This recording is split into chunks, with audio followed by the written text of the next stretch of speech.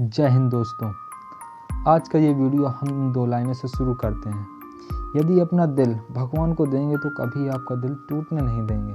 आज हम भगवान को अपना वैलेंटाइन बनाकर उनको अपना दिल दें।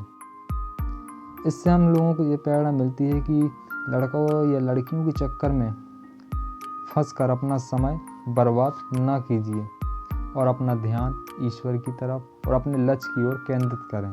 तो आइए आज हम आपको थर्मल इंजीनियरिंग के चैप्टर 3 के बारे में विस्तृत वर्णन करेंगे। जिन लोगों ने अभी तक चैप्टर 1 और चैप्टर 2 को ना देखा वो पहले जाकर उन वीडियो को देखें और फिर इस वीडियो में आए, इसको भी पूरा फिनिश करें। चलिए, इसमें हम आपको ऊष्मागत की प्रक्रम के बारे में बताएंगे, जिसमें ये कई प्रकार के प्रक्रम हैं, जिसमें से कुछ इम्पोर्टेंट हैं। तो चलिए स्टार्ट करते हैं। इससे पहले कुछ परिभाषाएं हैं। ऊष्मागत की पथ एवं प्रक्रम। ऊष्मागत की पथ क्या है? जब कोई निकाय अपनी किसी एक साम्यावस्था से दूसरी साम्यावस्था में जाती है तब वह जिस मार्ग का अनुसरण करती है उसे ऊष्मागत की पथ कहते हैं। जैसे इस चित्र में दिया गया है, ये एक साम्यावस्था है, कोई ये 1 नंबर लिखा है और 2 नंबर लिखा है, दूसरी साम्यावस्था है। ये A1, A2, A3, A4, A5 क्या है? ये इसका पथ है। इस पथ का अनुसरण कर रही है। पथ क्या कहलाता है? ऊष्मागत की पथ कहलाता है। अब प्रक्रम क्या है? निकाय द्वारा इस पथ पर चलने की प्रक्रिया उसे क्या कहते हैं हम लोग? ऊष्मागत की प्रक्रम कहते हैं। चक्रीय प्रक्रम क्या है? जब कोई निकाय विभिन्न ऊष्मागत की पथ का अनुसरण करती है। जब कोई निकाय विभिन्न ऊष्मागत की पथ का अनुसरण करते हुए अपनी प्रारंभिक अवस्था में पहुंच जाती है तो इस प्रक्रम को चक्रीय प्रक्रम कहते हैं। यानी जैसे A1, A2, A3, A4, A5 चित्र में दिया है, इसका अनुसरण करते हुए 2 से लेकर फिर वापस 1 में पहुंच जाए तो इसको हम लोग क्या कहेंगे? चक्रीय प्रक्रम कहेंगे। नोट, इसमें कुछ इम्पोर्टेंट दिया गया है कि इसमें ऊष्मागतिकी में चक्रीय प्रक्रम का विशेष महत्व होता है। ऊष्मागतिकी में चक्रीय प्रक्रम का विशेष महत्व होता है। विभिन्न उपकरणों जैसे अंतर्दहन इंजन, वाष्प शक्ति संयंत्र, गैस टरबाइन शक्ति संयंत्र आदि, इनमें चक्रीय प्रक्रम ही लागू होता है। चक्रीय प्रक्रम से ही सारा काम किया जाता है। विभिन्न प्रकार की ऊष्मागत की प्रक्रम। ऊष्मागत की प्रक्रम में परीक्षा के तौर पर परीक्षा में ज़्यादा पूछने वाले पहला स्थिर आयतन प्रक्रम और स्थिर दाब प्रक्रम, स्थिर तापक्रम प्रक्रम और एक है रुद्धोष्म प्रक्रम। ये 4 में से एक न एक जरूर पूछे जाते हैं। पहला क्या है? स्थिर आयतन प्रक्रम, इसी को हम लोग बोल सकते हैं सम आयतनिक प्रक्रम। इंग्लिश में बोलेंगे तो कॉन्सोनेंट वॉल्यूम प्रोसेस। दूसरा क्या है? स्थिर दाब प्रक्रम या समदाबी प्रक्रम। इसको कॉन्सोनेंट, इसको कांस्टेंट प्रेशर प्रोसेस भी कहते हैं। और स्थिर तापमान प्रक्रम, कांस्टेंट टेम्परेचर प्रोसेस। चौथा क्या है? स्थिर एंट्रोपी प्रक्रम, या इसी को बोलते हैं रुद्धोष्म प्रक्रम। स्थिर एंट्रोपी प्रक्रम मतलब स्थिर कांस्टेंट एंट्रोपी प्रोसेस। बहुविधि प्रक्रम, पॉलीट्रॉपिक प्रोसेस, थ्रॉटलिंग प्रोसेस। मुक्त प्रसारण प्रक्रम यानी फ्री एक्सपेंशन प्रोसेस। अतिपरवलयिक प्रक्रम यानी हाइपरबोलिक प्रोसेस। चलिए, इससे पहले कुछ परिभाषाएं इसमें। प्रवाह अप्रवाह प्रक्रम क्या है? प्रवाह प्रक्रम क्या है? वह प्रक्रम जिसे द्रव्यमान, ऊष्मा तथा कार्य तीनों निकाय की परिसीमा के आर पार जा सके। वह प्रक्रम जो द्रव्यमान, ऊष्मा तथा कार्य तीनों निकाय की परिसीमा के आर पार जा सके, वह प्रवाह प्रक्रम कहलाता है। अप्रवाह प्रक्रम क्या है? वह प्रक्रम जिसमें सिर्फ ऊर्जा निकाय की परिसीमा से बाहर आ जा सके, सिर्फ ऊर्जा निकाय की परिसीमा से बाहर आ जा सके, अप्रवाह प्रक्रम कहलाता है। अप्रवाह प्रक्रम बंद निकाय में भी पाया जाता है। अब लोग बात करते हैं पहला प्रक्रम क्या है। पहला प्रक्रम है स्थिर आयतन प्रक्रम या सम आयतनिक प्रक्रम यानी कांस्टेंट वॉल्यूम या आइसोकोरिक प्रोसेस। निकाय की सभी साम्यावस्था के लिए इस ऊष्मागत की प्रक्रम में आयतन क्या होता है? स्थिर होता है। आयतन स्थिर होता है। स्थिर आयतन पर mkg का आदर्श गैस प्रक्रम 1 से प्रक्रम 2 तक जाता है, जैसे कि चित्र में दिखाया गया है। mkg का आदर्श गैस है, P1 क्या है, आदर्श गैस है, एक किस्म का दाब है, और ये 1 से प्रक्रम 2 की ओर जाता है, जैसा कि चित्र ए व बी में प्रदर्शित है। माना निकाय में आदर्श गैस का प्रारंभिक दाब, तापमान एवं आयतन क्रमशः P1 T1 V1 है तथा निकाय आदर्श गैस का अंतिम दाब, तापमान एवं आयतन क्रमशः P2 T2 V2 है। कुछ ऊष्मागतिकी संबंध निम्नलिखित हैं। पीवीटी में संबंध से समान गैस समीकरण से P1 V1 बटे T1 is equal to P2 V2 upon T2। चूँकि V1 is equal to V2 इसलिए P1 upon T1 is equal to P2 upon T2। एक तो ये संबंध हो गया। दूसरा संबंध है गैस द्वारा किया गया कार्य, यानी W कार्य प्रक्रम 1 से प्रक्रम 2 तक कितना किया गया ये बता। लेकिन इस प्रक्रम में गैस द्वारा निकाय पर कोई कार्य नहीं किया जाता, यानी W1 to 2 W कार्य जो होगा ये प्रक्रम 1 से 2 तक वो क्या होगा, शून्य होगा। तीसरा क्या है, आंतरिक ऊर्जा में परिवर्तन। आंतरिक ऊर्जा में परिवर्तन यानी U1 से U1 माइनस U2। हम जानते हैं कि du is equal to mCV dt, तो समाकलन 1 से 2 du is equal to mCV समाकलन dt। इनका समाकलन करने पर u एक प्रक्रम 1 से प्रक्रम 2 बराबर mCV into T2 minus T1। चौथा संबंध आता है इसमें प्रदत्त ऊष्मा, यानी Q ऊष्मा है जो प्रक्रम 1 से प्रक्रम 2 तक कितनी हुई।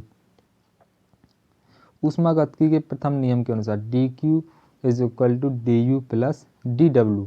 हम जानते हैं कि dw बराबर क्या है, 0, क्योंकि कार्य हमें पता है कार्य बिल्कुल क्या हुआ, शून्य है। तो dq बराबर क्या हो जाएगा, du, dq क्योंकि dw क्या हो, शून्य हो जाएगा, dq बराबर du। अतः Q1 to 2 is equal to mCV into T2 minus T1। इस प्रक्रम में प्रदत्त ऊष्मा की कुल मात्रा आंतरिक ऊर्जा में परिवर्तित हो जाती है। पाँचवा किसमें संबंध स्थापित करता है, ये एंथैल्पी में परिवर्तन करता है, यानी H2 minus H1। H2 minus H1 is equal to U2 minus U1 plus P2 V2 minus P1 V1। क्योंकि हम जानते हैं कि PV is equal to MRT, तो H2 minus H1 is equal to MCV into T2 minus T1 plus MR T2 minus T1। तो H2 minus H1 बराबर होता है M into T2 minus T1 into CV plus R। चूँकि R is equal to क्या, CP minus CV, तो H2 minus H1 बराबर M T2 minus T1 CV plus CP minus CV। R की जगह क्या रख दिया हम लोगों ने, CP माइनस CV रख दिया। तो CV क्या हो जाएगा, कट जाएगा, क्या निकल कर आएगा, H2 minus H1 is equal to MCP into T2 minus T1 naught. इस प्रक्रम में निकाय पर कार्य नहीं प्राप्त होता है क्योंकि कार्य शून्य होता है।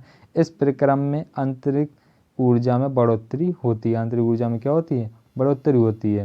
और दूसरा प्रक्रम आता है, ये भी इम्पोर्टेंट है, स्थिर दाब प्रक्रम या समदाबी प्रक्रम, यानी इसी को बोलते हैं कांस्टेंट प्रेशर और आइसोबैरिक प्रोसेस। निकाय की सभी साम्यावस्था के लिए इस ऊष्मागतिकी प्रक्रम में दाब स्थिर होता है। उसमें क्या था, आयतन स्थिर, इसमें क्या है, दाब स्थिर।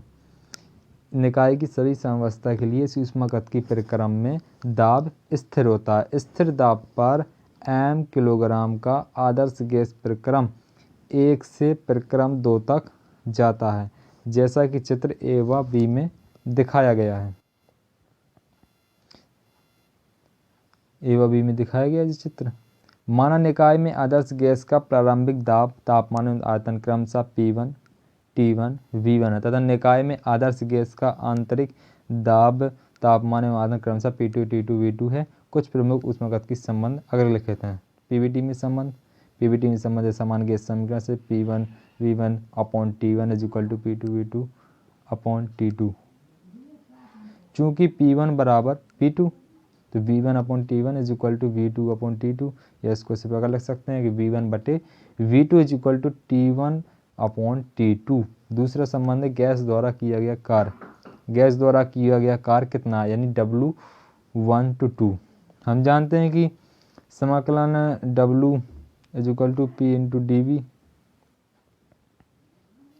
dW = P × dV। समाकलन 1 से 2 dW बराबर P समाकलन 1 से 2 dV।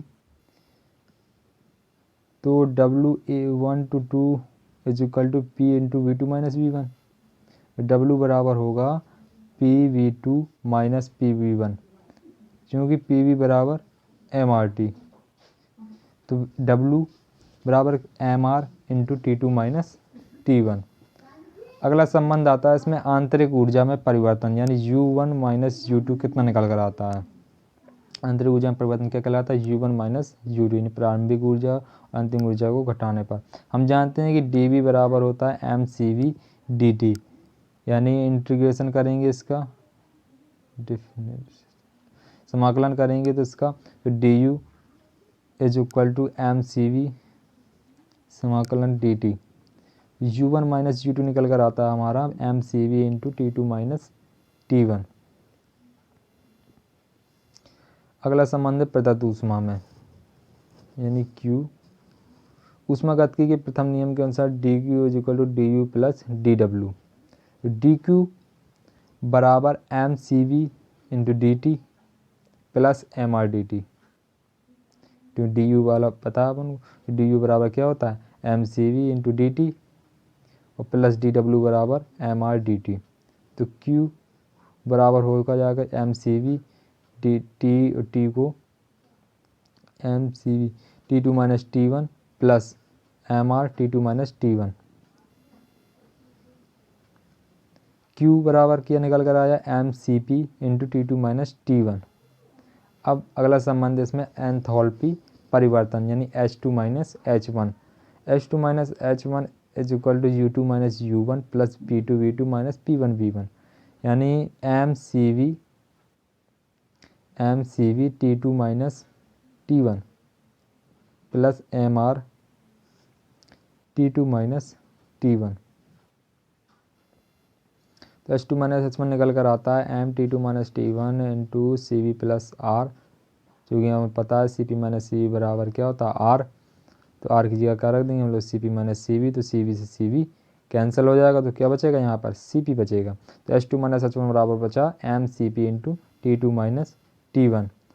यहाँ पर नोट आता है कि आंतरिक ऊर्जा में परिवर्तन सभी प्रक्रम के लिए समान होता है, केवल समतापी प्रक्रम में शून्य होता है। दूसरा, एंथैल्पी में परिवर्तन सभी प्रक्रम के लिए समान होता है, केवल समतापी प्रक्रम में शून्य होता है। अगला प्रक्रम है स्थिर तापमान प्रक्रम या समतापी प्रक्रम। इसी को बोलते हैं कांस्टेंट टेम्परेचर या आइसोथर्मिक प्रोसेस। निकाय की सभी साम्यावस्था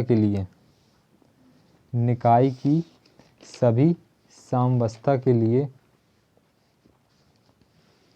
ऊष्मागतिकी प्रक्रम में तो तापमान है क्या होता है, तापमान स्थिर रहता है। निकाय की सभी साम्यावस्था के लिए इस ऊष्मागतिकी प्रक्रम में तापमान क्या होता है, स्थिर होता है। इसमें क्या है, तापमान स्थिर है। तो स्थिर तापमान पर m किलोग्राम का आदर्श गैस प्रक्रम 1 से प्रक्रम 2 तक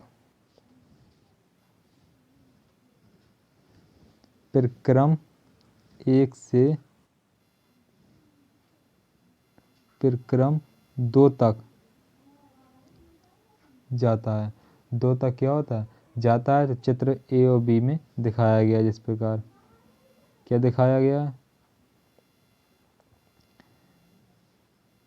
चित्र में दिखाया गया। माना निकाय में आदर्श गैस का प्रारंभिक दाब तापमान आयतन P1 V1 T1 है तथा निकाय में आदर्श गैस का अंतिम दाब तापमान एवं आयतन P2 V2 T2 है। तो कुछ प्रमुख ऊष्मागतिकी संबंध इस प्रकार होंगे कि PVT में संबंध होगा P1 V1 = P2 V2 और गैस द्वारा किया गया कार्य W होगा जाकर, गैस द्वारा किया गया W होगा 2.303 MRT log V1/2 V2 यानी। और अगला संबंध इसमें होगा आंतरिक ऊर्जा में परिवर्तन।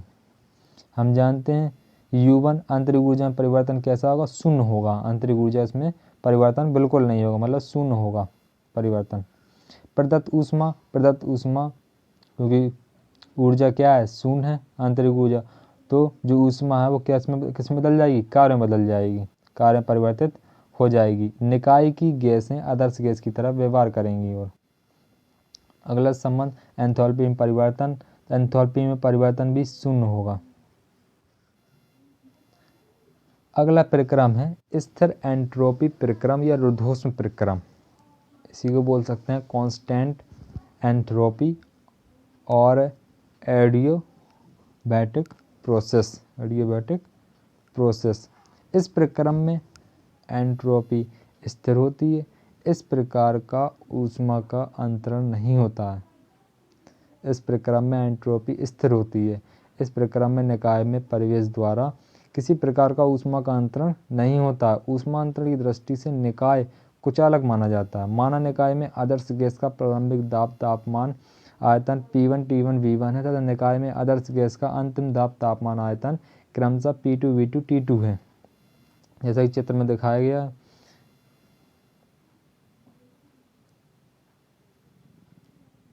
एस क्या है, एंट्रोपी, ये क्या कांस्टेंट है, एस क्या है कांस्टेंट, एस क्या एंट्रोपी है। इसी प्रकार चित्र बी में भी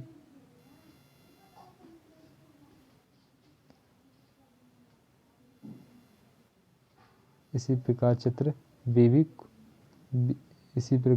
चित्र बी में एस क्या कांस्टेंट है, जो क्या एंट्रोपी है। इसमें संबंध पीवीटी में संबंध निकल कर आता है T2/T1 is equal to P2/P1 gamma -1 बटे गामा, यानी टेम्परेचर का जो अनुपात निकल कर आता है तो P2/P1 की घात गामा -1 गामा निकल कर आता है। दूसरा संबंध है गैस द्वारा किया गया कार्य, यानी work by gases, W is equal to MR T2 - T1/1 R। तीसरा संबंध है आंतरिक ऊर्जा में परिवर्तन। आंतरिक ऊर्जा में परिवर्तन निकल कर आता है mCV इंटू T2 - T1। प्रदत्त ऊष्मा निकल कर आती है इसकी शून्य। और एंथैल्पी परिवर्तन निकल कर आता है इसका mCp into T2 - T1। Note इसमें क्या दिया गया है, इस प्रक्रम में जब गैसों का प्रसारण होता है तब तापमान क्या होता है, घटता है, क्योंकि आंतरिक ऊर्जा प्रयोग होती है।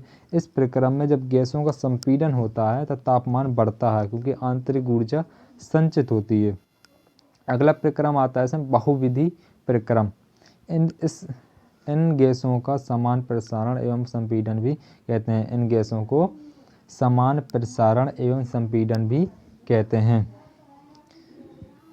इसको पॉलीट्रोपिक प्रोसेस के नाम से भी जानते हैं। इसे PV की घात n is equal to C द्वारा प्रदर्शित करते हैं। n का है, n बहुविधि घातांक है, n का मान 0 से अनंत तक हो सकता है। कुछ इसमें ऊष्मागत की संबंध भी दिए गए हैं। इस PVT में संबंध V2/V1 is equal to P1/P2 की घात 1/n। और गैस द्वारा किया गया कार्य है R इंटू T1 - T2 बटे n-1। आंतरिक ऊर्जा में परिवर्तन U1 - U2 is equal to mCV into T2 - T1। प्रदत्त ऊष्मा प्रदत्त ऊष्मा बराबर W इंटू गामा -n बटे गामा -1।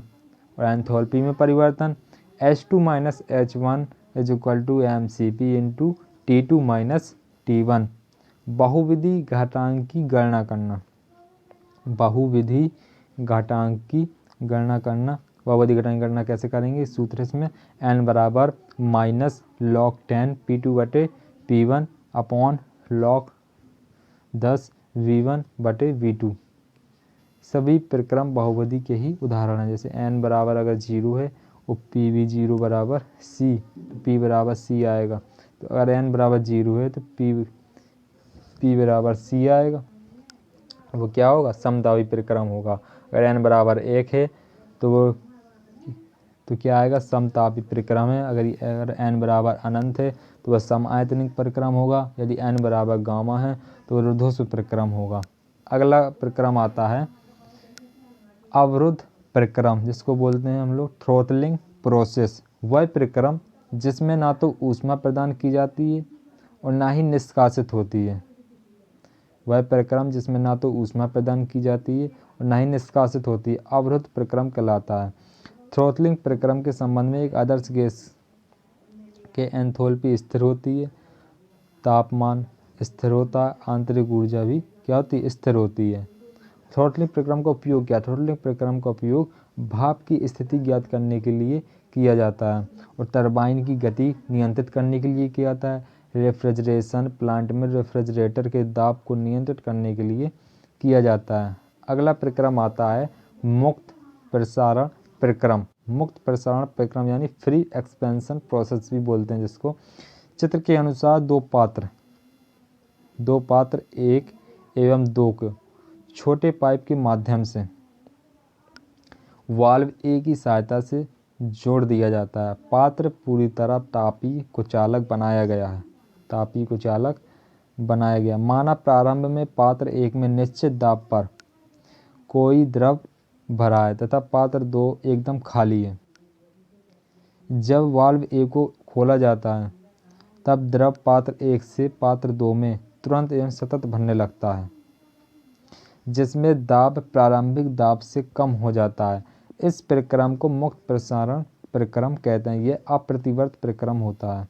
प्रथम नियम लगाने पर Q = U2 - U1 + W, क्योंकि इस प्रक्रम में परिसीमा का कोई विस्थापन नहीं होता है, यानी W बराबर 0, कार्य 0, ऊष्मा 0, तो आंतरिक ऊर्जा भी क्या होगी, इसकी 0 होगी, यानी U2 - U1, तो ये U2 बराबर U1, यानी प्रारंभिक ऊर्जा और अंतिम ऊर्जा क्या होंगी, दोनों बराबर होंगी। एक आदर्श गैस के लिए CvT2 = CvT1, आदर्श गैस के लिए CvT2 = CvT1, इसलिए U बराबर CvT, यानी T1 = T2। अगला प्रक्रम आता है इसमें अतिपरवलयिक प्रक्रम यानी हाइपरबोलिक प्रोसेस। आदर्श गैस के संबंध में इसे समतापी प्रक्रम भी कहते हैं। इसे क्या कहते हैं हम लोग, समतापी प्रक्रम भी कहते हैं। अर्थात गैस के प्रसारण एवं संपीड़न के दौरान यह गैस के नियम का अनुसरण करता है। P1 V1 = P2 V2 = P3 V3 ... Pn Vn = क्या आएगा, C आएगा। यह एक सैद्धांतिक प्रक्रम है। यदि इस प्रक्रम का PV आरेख खींचे तो एक अतिपरवलयाकार वक्र प्राप्त होता है, जैसे कि चित्र में दिखाया गया है। इस चैप्टर का यहीं पर अंत होता है। अभी तक आप लोगों ने हमारे चैनल को सब्सक्राइब नहीं किया तो सब्सक्राइब करिए। बगल में बेल आइकन का चिन्ह आ रहा है, उसको बेल आइकन दे, इससे हमारी नई नई वीडियो आप तक पहुंच सकें। और आपको वीडियो अच्छा लगा हो तो लाइक करें, अगर अच्छा ना लगा हो तो डिसलाइक करें, उसमें बताएं कि इसमें क्या कमियां हैं। थैंक यू, धन्यवाद।